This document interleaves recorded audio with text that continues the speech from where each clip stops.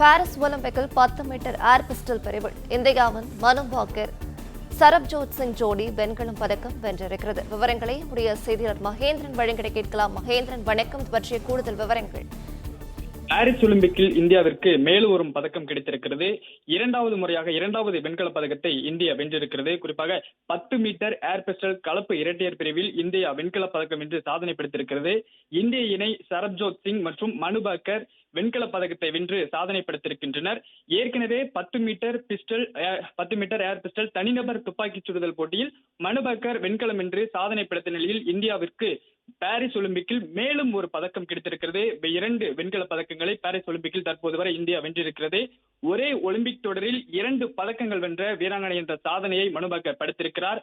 12 ஆண்டுகளுக்கு பிறகு துப்பாக்கி சுடுதலில் இந்தியாவிற்கு பாரிஸ் ஒலிம்பிக்கில் வெண்கல பதக்கம் கிடைத்திருந்தது. 2 பதக்கங்களை 12 ஆண்டுகளுக்கு பிறகு துப்பாக்கி சுடுதல் போட்டியில் இந்தியா வென்றிருக்கிறது. ஒலிம்பிக் வரலாற்றில் துப்பாக்கி சுடுதலில் தங்கம் வென்ற வெண்கலம் என்ற முதல் வீராங்கனை என்ற பெருமையை மனு பாக்கர் பெற்றிருக்கிறார். கடந்த டோக்கியோ ஒலிம்பிக் தொடரில் பதக்கத்தை தவறவிட்ட மனு பாக்கர் இந்த ஒலிம்பிக் தொடரில் 2 பதக்கங்களை வென்று சாதனை படைத்திருக்கிறார்.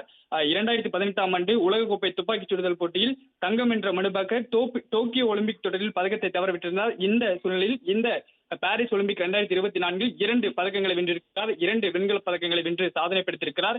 இந்தியாவிற்கு பாரிஸ் ஒலிம்பிக்கில் மேலும் ஒரு பதக்கம் கிடைத்திருக்கிறது. 2 வெண்கல பதக்கங்களை தற்போது வரை இந்தியா வென்றிருக்கிறது.